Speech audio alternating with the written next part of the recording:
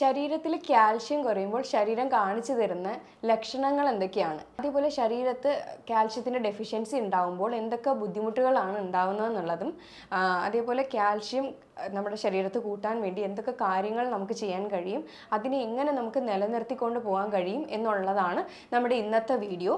അതിൻ്റെ പേര് doctor Sandra Ajith, medical officer, Prana nature care centre, കൊല്ലം.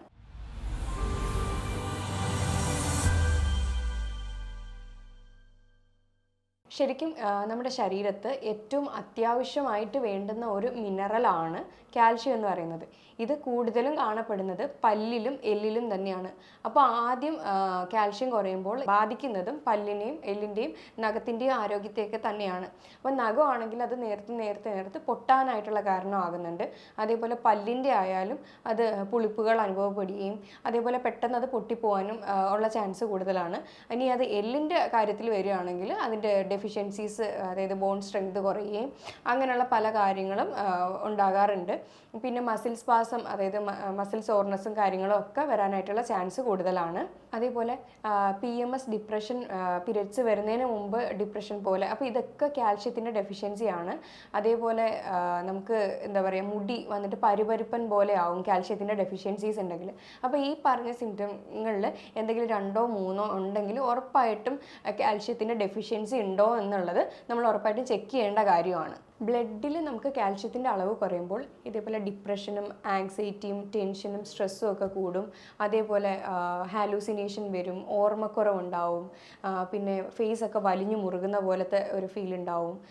അങ്ങനെയുള്ള പല ബുദ്ധിമുട്ടുകളും നമുക്ക് ഉണ്ടാകാറുണ്ട്. പിന്നെ മസിൽ സോർനെസ് അല്ലെങ്കിൽ മസിൽ സ്പാസം ഉണ്ടാവാറുണ്ട്. പിന്നെ ഇങ്ങനെ വരുന്ന ഒരു രീതിയിൽ വരികയാണെങ്കിൽ നമുക്ക് കാൽഷ്യത്തിൻ്റെ തുടക്കം, അതായത് കാൽഷ്യം ഡെഫിഷ്യൻസി അതിൻ്റെ കുറവ് ഉണ്ടെങ്കിൽ ഉറപ്പായിട്ടും തുടക്കത്തിൽ സിംറ്റംസ് ഒന്നും കാണിക്കത്തില്ല. ഇത് പതിയെ കൊണ്ടായിരിക്കും സിംറ്റംസ് ഉണ്ടാവുന്നത്.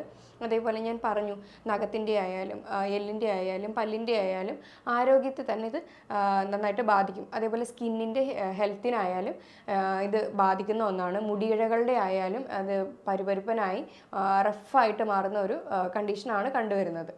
എപ്പോഴും നടുവേദനയും അല്ലെങ്കിൽ അസ്ഥി സംബന്ധമായിട്ടുള്ള രോഗങ്ങളോ അല്ലെങ്കിൽ മുട്ടുവേദനയൊക്കെ വരുമ്പോൾ ആദ്യം എല്ലാവരും കഴിക്കുന്ന ഒരു സപ്ലിമെൻ്റ് ആയിരിക്കും കാൽഷ്യം. അത് ഡോക്ടറിൻ്റെ പ്രിസ്ക്രിപ്ഷൻ ഇല്ലാതെ തന്നെ ആദ്യം നമ്മുടെ മനസ്സിൽ വരുന്നതാണ്, കാൽഷ്യം കുറഞ്ഞുകൊണ്ടായിരിക്കും വേദന എന്നുള്ളത് കൊണ്ട് ഉറപ്പായിട്ടും അവർ പോയിട്ട് കാൽഷ്യം മാത്രം കഴിക്കും. അപ്പോൾ ശരിക്കും കാൽഷ്യം കഴിച്ചാലും വേദന കുറയുന്നുണ്ടോ എന്നുള്ളതും കൂടെ നമ്മൾ ചിന്തിക്കണം.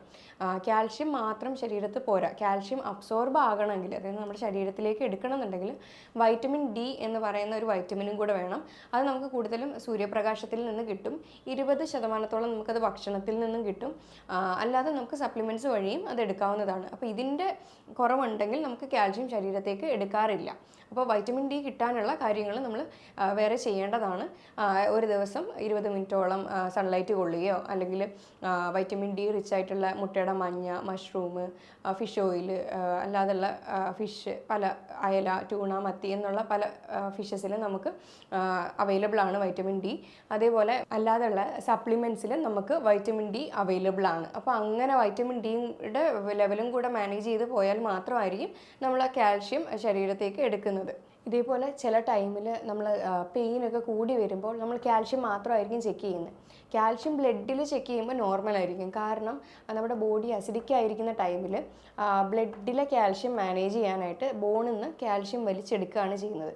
ബോണിൽ കാൽഷ്യം വലിച്ചെടുത്ത് അവിടെ അത് മാനേജ് ചെയ്യുമ്പോൾ ബ്ലഡിൽ ചെക്ക് ചെയ്യുമ്പോൾ നോർമലായിരിക്കും. അപ്പം ബോൺ സ്ട്രെങ്ത് പക്ഷേ അവിടെ കുറഞ്ഞുകൊണ്ടിരിക്കുകയായിരിക്കും ഉണ്ടാവുന്നത് ശരിക്കും.